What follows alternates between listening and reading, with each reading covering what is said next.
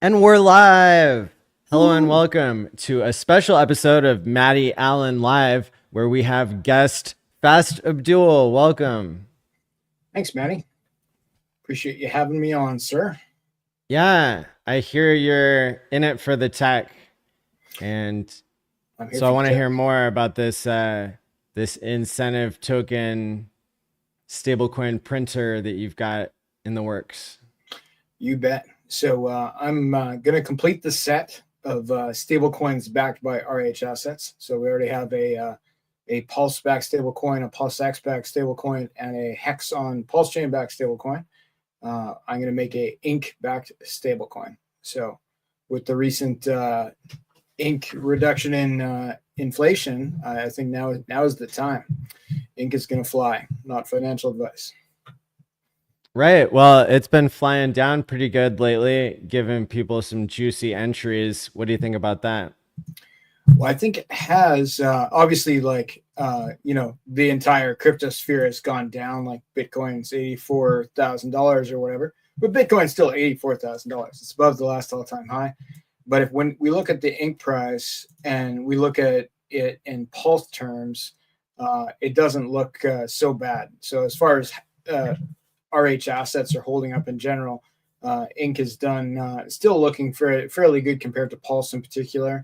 There was like a big pump when the inflation got cut, and it's still riding that wave. It's still you're still up on in Pulse terms with Ink, more so than most of the others. So I'm pretty happy with that. So, is this like a liquid loans thing that you've made for Ink where people can borrow against their Ink and pull out like special stablecoin dollars and then like pray to God that somebody's created liquidity between that and stablecoin dollars that are redeemable into their bank account? Yeah, those are some good points. I'd like to avoid the praying and do more of the doing to prevent the necessity of praying. So, but it is, the exact same fork as Liquid Loans. So, Liquid Loans is a fork of Liquidity from Ethereum. This is also a fork of Liquidity, but there's some tweaks that make it different from the Liquid Loans protocol. And some of those tweaks I hope will help maintain the peg of the stablecoin so that no praying is involved. So, but it's the reason that Liquidity has been forked so many times. To my knowledge, I believe this will be the 39th fork of Liquidity. And the reason that's the case is because it's one of the only stablecoin protocols that provides immutable code. The code can never be changed once it's launched, and there's no admin keys, right? So the founder, anybody who is interested in it, can't mess with the code, can't mess with other people's funds, can't make any changes to it whatsoever. So it just ends up being between the user and the blockchain as far as what happens with the code once it's launched. In fact, there's the Liquidity front end is open source. So just like for Ink Printer, which would my protocol would be called, anybody who knew how could run up a separate front end and run it themselves. So even if the front end was shut down, somebody could copy paste the Liquidity front ends that are open source and tie it into this protocol. So I think there's definitely one of the best ways to make a stable coin around. Over collateralized is the key word. Okay, right. And so people can choose their over collateralization level and like compete to be more collateralized than other people and then pray to not get liquidated. Again, the planning could prevent the praying. I think the concept is that you want to be not the lowest vault, and that's what we call it. So you put your Ink into a vault, and then you take out the Ink dollar INCD. You don't want to be the lowest collateralized vault, and you want to stay above 110% collateralization ratio. That's the liquidation point set by the protocol. In fact, I would recommend people stay above 150% all the time because that's sort of 150% is the worst case scenario recovery mode liquidation point if the protocol isn't doing well. So, which we haven't seen to my knowledge with any of the three forks on Pulse Chain at any point in time. But yeah, that 150% is a reasonable number to look at. And if you plan for that, it's pretty unlikely that you'll get liquidated. You'd have to see, a pretty big dip to go from, let's say a 200% collateral ratio to a 110% collateral ratio. And with an asset like INC, I feel like there's not going to be an 80% dip in one day. The protocol is totally made to handle dips, right? Like it could go down 80%. Some people would probably get liquidated if that was the case, but the stable coin should still stay at $1 if that happened. So the more likely scenario is that, there's a 5% dip one day, a 10% dip another day, a more gradual thing just with how markets and cycles go. And that, if you plan for it and you're using it properly, and it is a tool that can be used, then there's definitely a way to do it properly. Right. Yeah, I mean, borrowing can have tax advantages. Indeed. Yeah. So, Depending where you live, I don't think that's necessarily universal, but a lot of places, you're right. And that's a lot of, really rich guys do that. They're borrowing instead of selling, and then you don't pay tax on a loan in many jurisdictions. So you could, in theory, never sell your INC and then never pay tax on selling your INC. With that scenario, I think you usually want to avoid being liquidated as well, because then the liquidation could become a taxable event. But right. if you play your cards right, this could be a potential tax-free option for some of you. Interesting. Yeah. Yeah. I remember with liquid loans, everybody was talking about that as one of the big selling features. And I never did get the results of who did not pay tax because of that. But I think going into a time where I believe things are going to be going up versus down, it's going to totally change how all these protocols work. Mine, liquid loans, earn and flex. I think these are going to be really great protocols, these liquidity forks, that give you leverage on RH assets during a time where the prices are going up. So if you're seeing like 10, 20, 30%, day to day in the green, then it's, having leverage on these RH tokens is going to be a bonus. And that's one of the things that Ink Printer provides, is the potential to leverage your ink bags. You can put in your ink, take out a stable coin. That ink is still tied into your wallet, so you still own it. You just have to pay off the loan that you took out. But if the asset goes up in value, your collateral ratio also goes up proportionately, right? So if you put in $10,000, took out $5,000, and then the price of ink doubled from let's say $2 to $4, your $10,000 is now worth $20,000. You can pay back the $5,000 that you took out and take out $20,000 worth of ink, or you could take out another $5,000 and still be at the exact same collateralization ratio.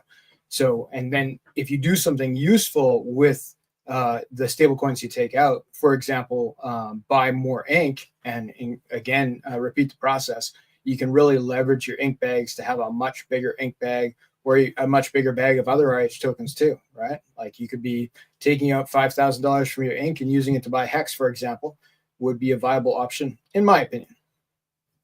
But you have to bring your own ladies and liquor and luggage if you're Yes, ladies, liquor, and luggage. We will provide the leverage. So, right. And this that is leverage when you look at it that way. However, it's not this. When people say leverage, they're usually not talking about this. You're usually talking about your 30, 40, 50x leverage that people are doing on the centralized exchanges, where you get liquidated by a 1% move. Unless you're at the very lowest possible level of collateralization, you're very unlikely to get liquidated by a 1% move. And liquidation isn't necessarily a negative thing. It depends on the context and on the scenario. Just for example, again, with that, you put in $10,000, you took out $5,000, and then, extreme example, ink does drop 80%. You still get to keep the $5,000, right? Like I'm not going to come and knock on your door. Fast Abdoul's not coming. As long as the stable holds. As long as the stable holds, of course, yeah. But there's no particular reason that would be an issue with this protocol. So right. if you did get that dip and then you turned around and you bought the bottom of the asset, right, which would be ink in this case, or Pulse or Pulse X or Hex with the other liquidity forks, then you could actually end up having a lot more tokens if that was your goal. So there is that sort of stop loss format that maybe some of the advanced players will use this for. But it's it's a tool, and that's one of the tools is stop loss. The other one is leverage. It depends what you do with it. Very important what you do with the stable coins that you take out. Because if you go and spend them on a Lamborghini, it's hard to put that back onto the blockchain, right? But if you keep them as the stable coin, which can be single-sided staked inside the portfolio, if there is a big dip, you can remove the stable coins from the protocol and put them back in and pay off your loan and take your ink back so you don't get liquidated or recollateralize your loan somehow. So yeah, as long as you're not turning into Lamborghinis right away, you probably have some options. Or if it dips 80%, then you could pay your taxes with the $5,000. Or, yeah, well, I won't go into the or, but there's lots of imaginary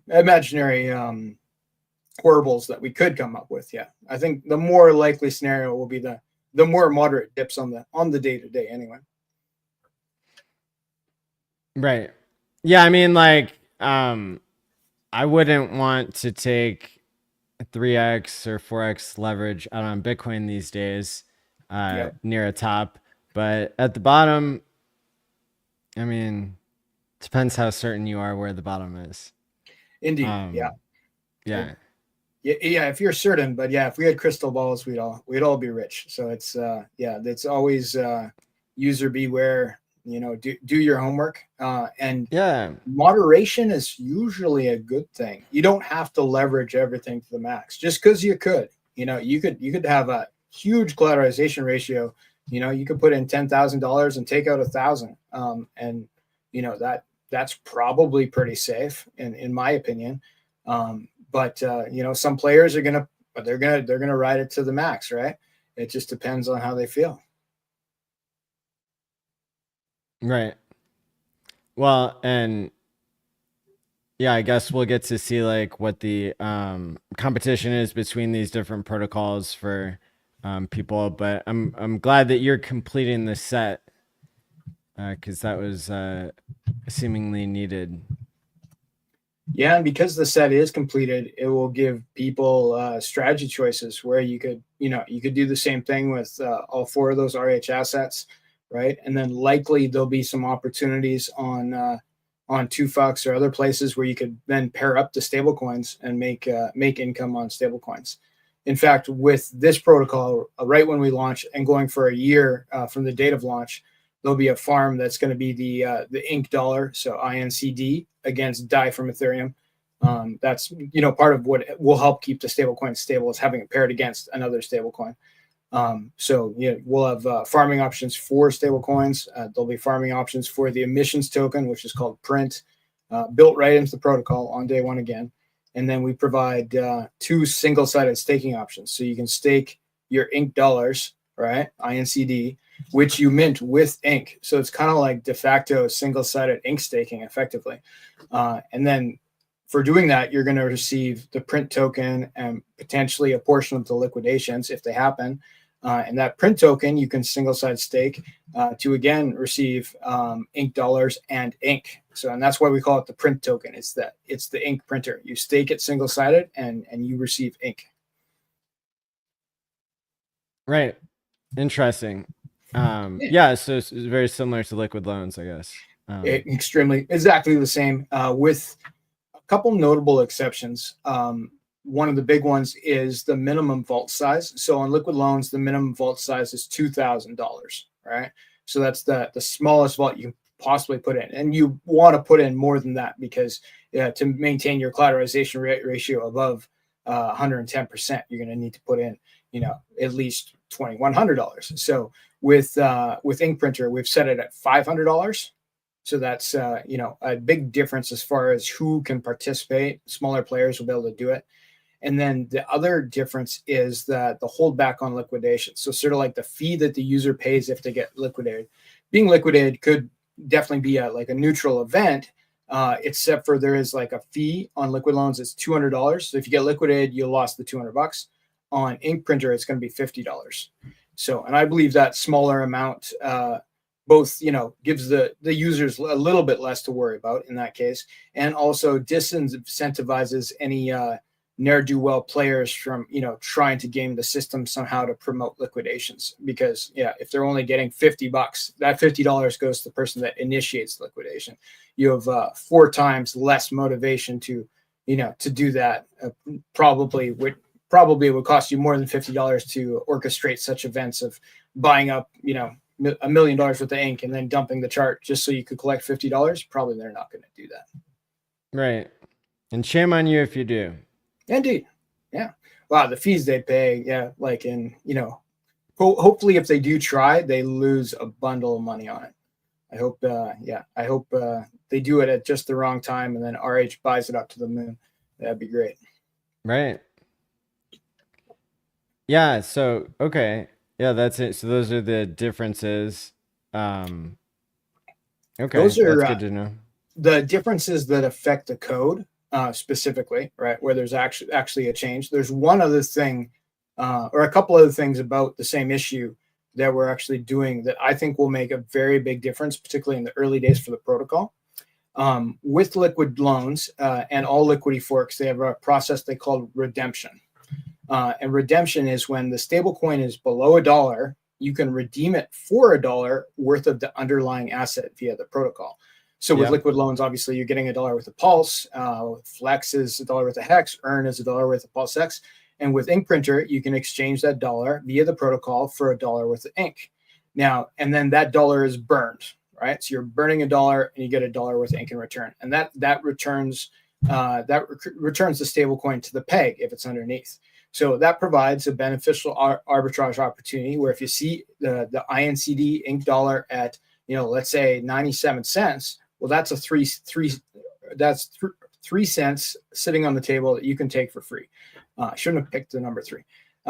It's, and you can get that immediately by bringing the ink dollar to the protocol and redeeming it. And then that pushes up the price. Now, that's how the protocol is supposed to work. It's generally beneficial. It's what makes the liquidity fork so strong is that there's both a floor and the ceiling for the stable coin. And I'll go over the ceiling in a minute.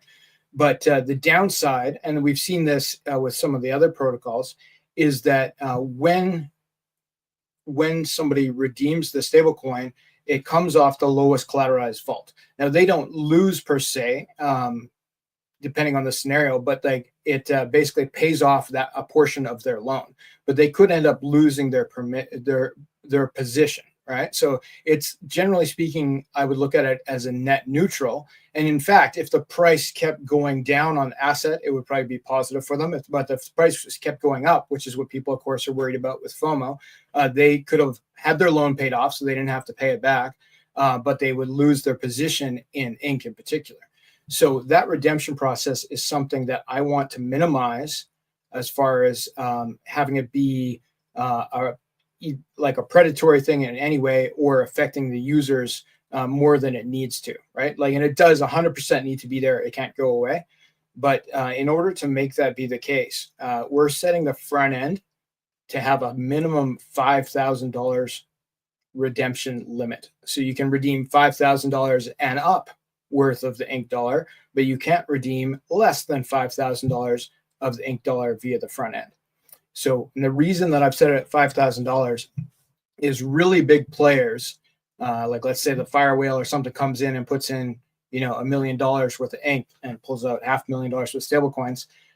They don't necessarily have the same ability to just sell out of that stable coin depending on the liquidity position. So they need to have an option to redeem it back for their dollar that they came in with.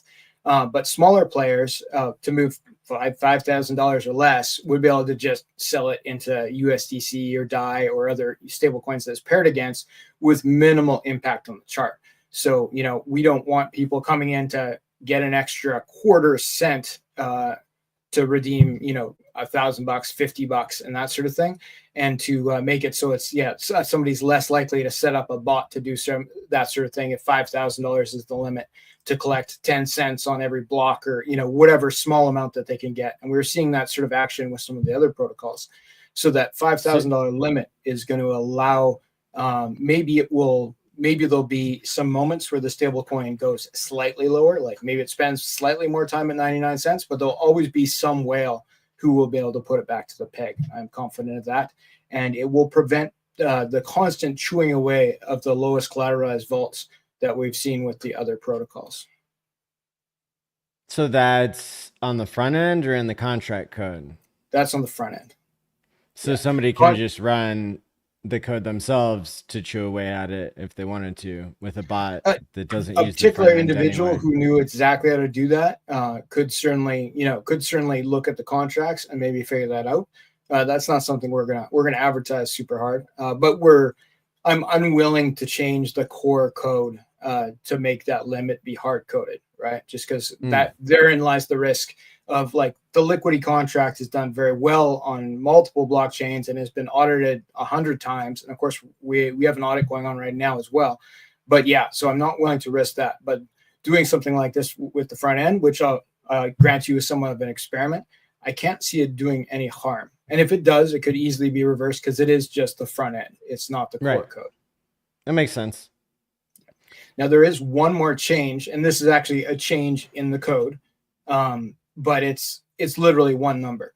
When any liquidity protocol launches, for the first 14 days of the launch, there's no redemption option. So the redemption option opens up on day 15, right? So that's how they're set up. With Ink Printer, I'm changing it to 45 days. Right. The reason is that it gives the protocol more time to build up steam, where more people can come into the protocol and participate without being worried about redemption at all. Now, the benefit of that is that likely we'll end up getting a much larger amount of ink dollars minted during that time, which of course makes staking the print token more profitable.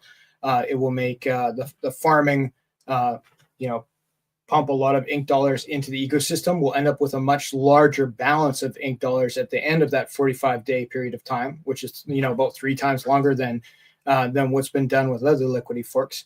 And that's going to make it be a stronger stablecoin overall, because when it comes out of that period, if it has more pairs, especially against things like, all assets are good, like you compare it against Pulse and Ink and other good things, but particularly against other stablecoins, right? So against DAI from Ethereum, the other liquidity forks, like anything else that's a stablecoin that has its own redemption mechanism, ideally some of them would be redemption mechanisms off chain, right? Like DAI from Ethereum is redeemed on Ethereum. So that will make it definitely a stronger stablecoin that is more likely to be able to keep its peg without redemption in the long run, right? On the day-to-day. The potential disadvantage is that during that 45-day period of time, just like the 14-day standard period of time, there's nothing to push the stablecoin up in price except for market pressure, right? However, during the early days of these protocols, and I've seen it several times on Pulse Chain now, and historically we can look back on other chains, during these early days, they typically do very, very well, because that's when the farming options are paying the most. That's when people are coming in with FOMO. They want the stable coin. They want to participate with the protocol, and they're going to be coming in. They'll want to get the stable coin to stake it, to get the gains that in the print token, and they'll want to stake their print token to get ink. They're more likely to push it up themselves during that period of time. And quite often we even see them go well above the peg, right? Like go up to $1.15 during the early days, like that, those 14 days. So I feel like if we stretch it to a longer period of time, perhaps we could dip below the peg during that time. But I think that savvy investors, if there was a 94-cent stablecoin before the 45 days were up, they would probably buy it up, which would likely push it back to $1 by itself. And regardless of what happens at the end of the 45-day period of time, it would be corrected by the protocol, right? With the redemption being open again. So, but it gives people more time to use the protocol without worrying about being redeemed against, which means that they can be at a lower collateralization level, which is one of the problems we saw with liquid loans in particular, but also with some of the others, where people are getting redeemed against when they were very well collateralized, and they're still getting redeemed against. This way, they don't have to worry about that for a month and a half, right? After the month and a half, it reverts to what we've seen with the other protocols, but we should have quite a bit of padding by then. And I feel like it's going to change the long-term future of the protocol. How does the liquidity get started off? With the ink dollar, there's zero in existence. It doesn't exist at all, right? So the first person to add ink into the protocol, into a vault and pull out the ink dollar, they're minting it, right? So so the total, there's no cap on the amount that can be minted, and there's no and it starts at zero, and it could in theory go back to zero if everybody gave it up, but it's as far as the liquidity goes, that will start on day one for the ink dollar. So, and the farming, which will be the ink dollar to DAI pair, INCD to DAI, that will start on day one shortly thereafter. Obviously, the protocol has got to start up before the farm can be initiated, but it will happen right away. And how does the team or yourself make money on this?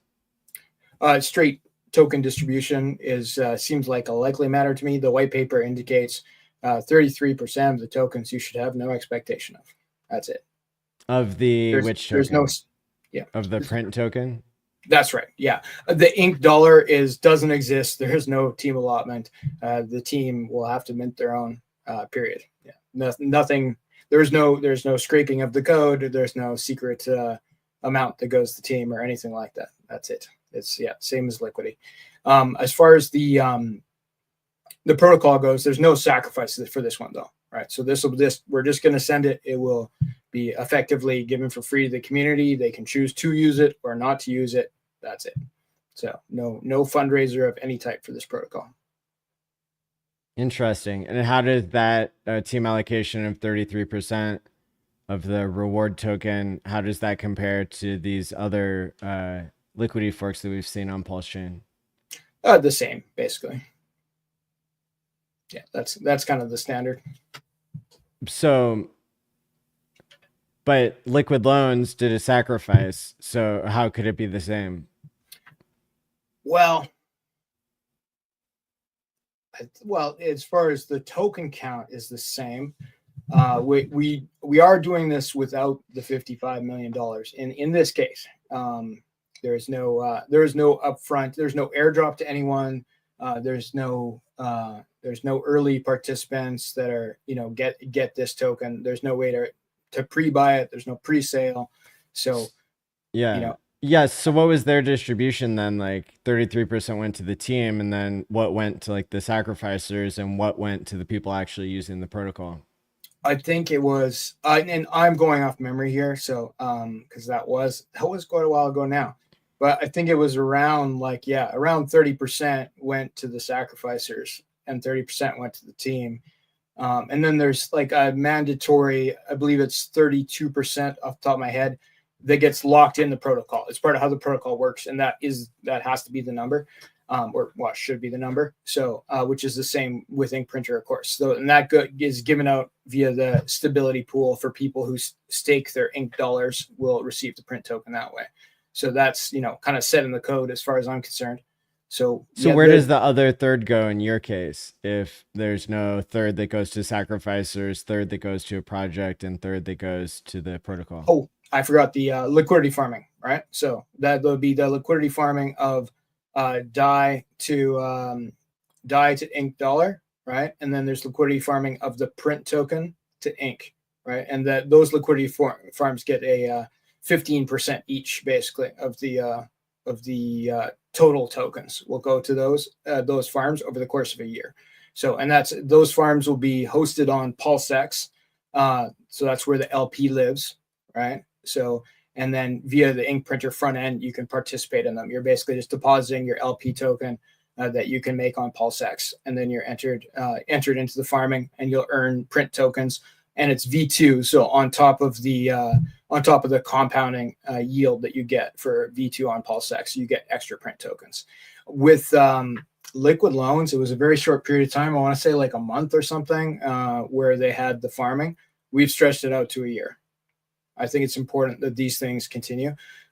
There's a possibility as well that via 2Fux, which is a protocol my co-founder and I work on, we could have extra farms for the ink dollar as well as for the print token, right? So more farms is generally better for this sort of thing, as far as I'm concerned, because you end up reducing dilution by reducing the total value locked in each farm.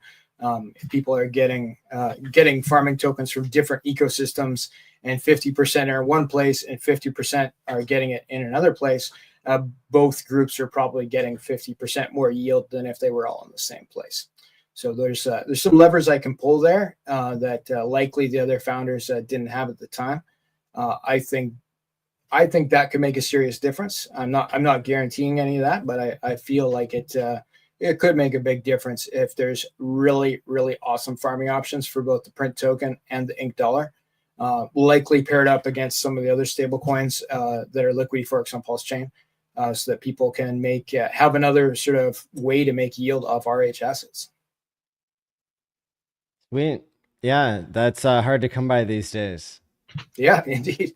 Yeah, thanks for that, RH. Much appreciated. It did suit my purposes. I hear people's pain, especially the big guys. Like, where else can you put $2 million and make 60%? And that's not there anymore. But with via $2, and I think via ink printer, there's going to be pretty good farming options for whales. These liquidity protocols all basically have single-sided staking, right? So you'll be able to take your ink, turn into $1, single-sided stake it, get the print token that can also be single-sided staked to get more ink, and repeat as necessary would be one of the viable strategies, to be sure. And I feel like, and this is just my opinion, that with the community support this project seems to have, and with the future that I think ink is going to have, I think it's going to do very well, and that the yield options are going to be interesting. I'll probably put some of my own ink in. Have you found it to be profitable to use any of the other protocols? Definitely.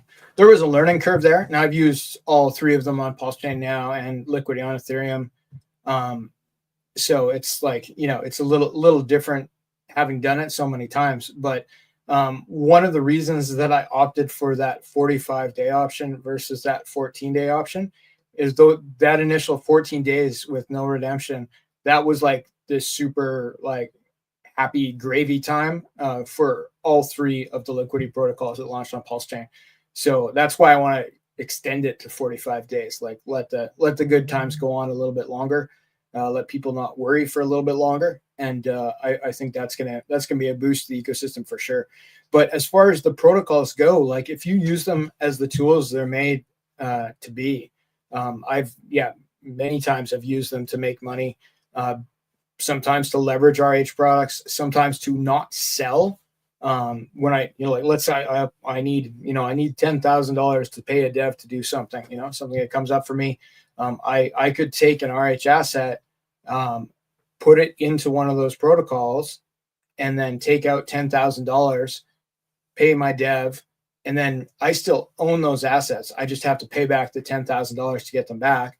And if the price goes up, I'm still going to experience the price appreciation, right? So obviously, as a business move, you want to do that in a very reasonable way. You're going to be at a good collateralization level. But it could be, okay, I put in 40 grand, I take out 10, and then that allowed me not to sell $10,000 worth of Richard Heart assets, right? And I can get them back in the future, especially if the price goes up. I'm going to win with that scenario.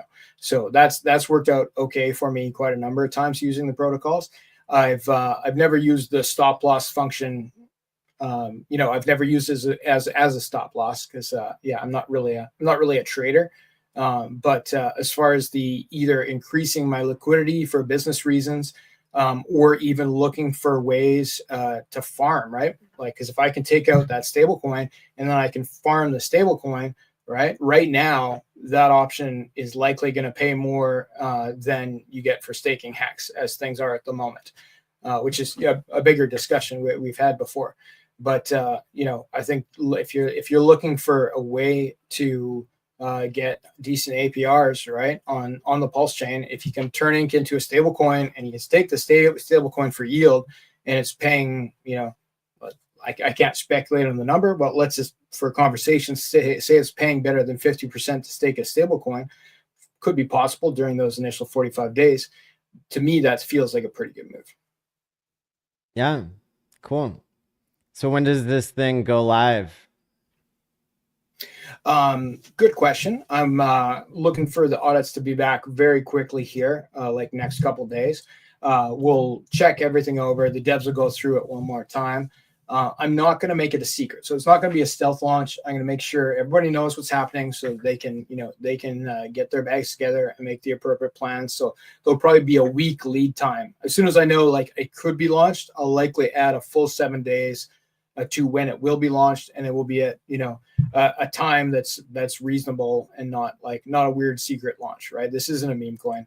This is very much a utility protocol that's a tool. So I want people to understand. I want them to have time to ask questions and learn before they use it, is my ideal. But I'm very confident that we're looking at March in this case. I'm going to be in Vegas next week for the PLS 369 conference. So after that, I don't want it to launch while I'm in Vegas. If I had the audit back already a week ago, maybe we would have had it out. But since I'm thinking I get the audit back in the next 2-3 days, probably it'll launch after Vegas. And so that everybody is at home and sitting in front of their computers and they can take their time pressing the buttons and not mash the keys trying to get in. So mid-March or somewhere in there. Yeah, we're probably looking at somewhere between right around the 15th would be like sort of like a week after I get back from Vegas. Between the 15th and the 20th. Oh, that sounds like a likely time frame. No guarantees. You should have no expectations, but you can if you want, because you didn't pay for this and you didn't sacrifice for it. And right. Use it if you want to. But that's what I think could happen. Can you speak a little bit to why you have forsaken the PDI community? Forsaken? I don't know if I'd use the word forsaken, but I was previously looking at launching a liquidity fork that used PDI for collateral, so thus providing a stable coin collateralized by PDI. The general feeling I got from that community, from them doing things like banning me from the Telegram room and that sort of thing, indicated to me that they were not interested in having stable coin collateralized by PDI. So right. I'm very happy to pivot on that. I still might pivot back and make that arrangement in the future for them if the community wants it. I'm not gonna force protocol on a community that doesn't want it, right? So if they want to wait for PDI to go to $1, I wish them well on their journey. But it also happened to coincide very happily with RH reducing inflation on ink extremely substantially, which made this a much better play than it would have been a month before anyway, and something that's more necessary now. Like, people need this tool, in my opinion, because ink is going to be on a different trajectory, in my opinion. So this is the plan. Right on. We got some heavy hitters here, other YouTubers in the stream. We got Crypto7. I was listening to him in Tangent earlier today. We got Crypto Compassion here. And Brissology, the author of Welcome to Pulse Chain, We Love You. Nice. Yeah. Good to see you guys. So are my buddies. Shout out to everybody in the chat. We got hundreds watching. Yeah, hundreds watching now. Typically a couple thousand on the replay. Not too bad. Anything we haven't covered? I think we've covered most of the good stuff. I did want to mention that I'm doing a little contest right now. It's just to raise awareness. It's not necessary for the protocol or anything like that. But we're doing a contest for anybody who's joined our Telegram room will be entered to win $1,000 worth of Richard Hart's Ink token. Is the first prize. Second prize is $500 worth of the print token, which obviously won't be available until the protocol launches. How much? $500. Wow. $500. Okay. So, which you can stake to earn ink. So it's, wow. It's and then the third prize, which arguably could end up being the most valuable that's free is a Bored Ape Yacht Club NFT, a copied version, right? So it was the original on Ethereum, copied when the Pulse Chain fork happened. And they've recently pumped in price a lot. One just sold for like $1,600, like 33 million Pulse or something. And just the floor on those NFTs, the blue chip ones from Ethereum, right? Like Bored Ape Yacht Club and Punks and stuff, has been going up on Pulse Chain a lot. So I have one set aside. That's pretty cool. And yeah, that's prize number 3. And yeah, maybe you'll hope to be prize number 3, but to get it, all you have to do is join the Telegram room, which I have posted in the live chat now. And if you heard about it here, you can split it with me. There you go. If you win. How do we split up the NFT, Matty? Right. Well, we're gonna have to invent some tech for that. We have a question here, pretty good question here from Daniel. He says, "How is the price of ink retrieved? Pulse Chain doesn't have an oracle. I'm guessing there's an admin key, same as Power City ? It's basically the same system as Power City. So there's like an external oracle that's like it's not a traditional oracle. It's like just internal. It's pointed at the pool on PulseX, and it will pull the price like every second. So the very same way the Power City team is doing it. There's basically not another suitable way to do this on the Pulse Chain right now.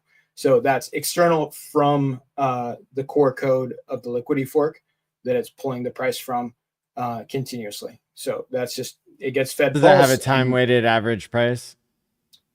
It doesn't really need one because it's pulling it so quickly, right? But it has the average of multiple pools that it's pulling from. Right. So with Ink, it's relatively simple because there's mostly just 2 big pools, right? We have Ink Pulse X and we have Ink Pulse, and either one of them is greater than all the other Ink pools combined.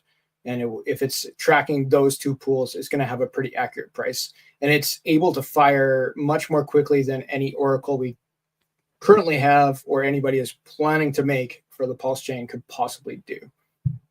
So that could be different in the future, perhaps, but I think for this protocol, this is for sure the way to do it. We've seen Power City do it with Earn and with Flex quite successfully, in my opinion. Yeah. Cool. Well, I can hear the sound of everybody joining the Telegram so that they can win some of these cool prizes, eh? Indeed. Yeah. Get your ink on. $1,000 in ink. Join the Telegram room. And I'm just going to do a draw live on YouTube. I have a little widget that allows you to spin the circle in the Telegram room and just pull off all the members' names. So that should be. And I have a provision to prevent people from just making fake accounts and joining. I won't tell you what it is because we don't want to reveal that secret. Fair enough. Yeah, there'll be a way that you can't make fake accounts and get. I only joined once, and you're good. So you're good. Yeah. Cool. Well, yeah, this is quite a cool protocol that you've adapted and put on a Pulse Chain, and sounds like the game theory works out in terms of building on the shoulders of giants and bringing something that's been successful enough on Ethereum and making some minor tweaks that aren't going to create some sort of hack or exploit, but in fact we'll just dial in the game theory better than ever, it sounds like. I'm hoping that is the case. Yeah, but everybody should do their own research, right? Read the white paper, check it out, and make your own decision with your own bags. Thanks for having me on, Maddie. I appreciate it. Yeah, my pleasure. So while I'm loading up the thumbnail here, why don't you tell people where they can find more of your content? You bet. So I can be found on Twitter at FastAbdoul, as seen on the screen here. The other protocol I made with my co-founder Yellowcake is the 2PHUX protocol. The website is 2phux.io. There's links to the Telegram there and other stuff. Watch out for scammers. I'll never DM you on Twitter or Telegram.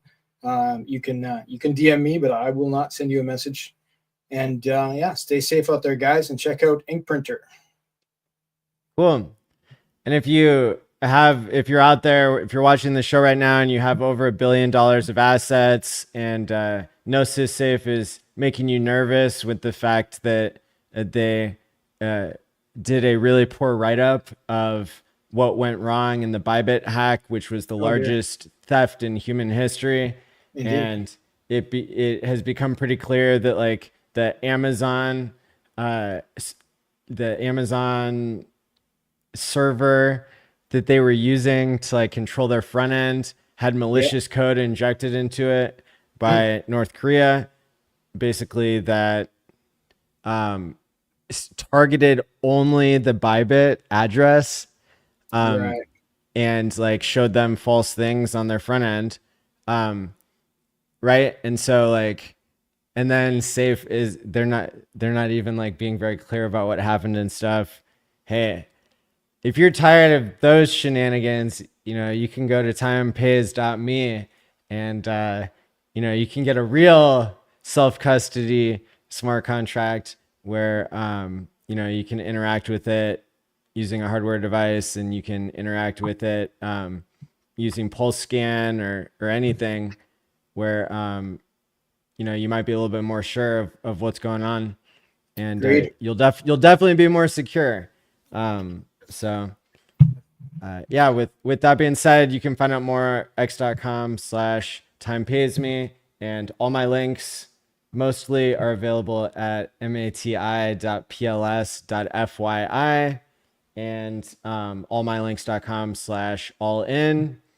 I've got a link to the Telegram for ink printer chat pinned in the chat, so you can find that, as well as my link to buy a Trezor Safe 3. Whenever there you go, you got it. Oh yeah. Whenever the greatest theft in human history happens, that's a great reminder for you to buy a hardware device, the same one that I use, in order to like Can't have too many secure of these your guys. fortune. It's I love it. totally worth it.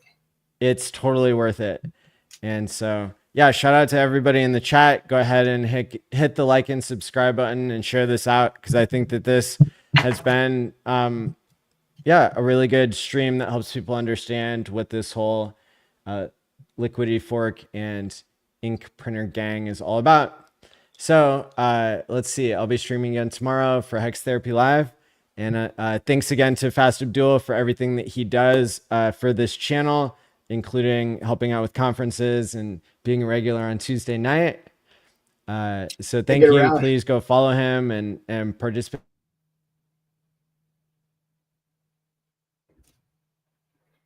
Looks like Maddie has frozen. He'll be back shortly. Whoa, weird. Yeah, that was weird. I guess I said something the Matrix didn't like. Anyway, go follow Fast Abdoul. Thanks to him for all he's doing for the channel. And until next time, stay quietly, my friends, and peace out. Peace out.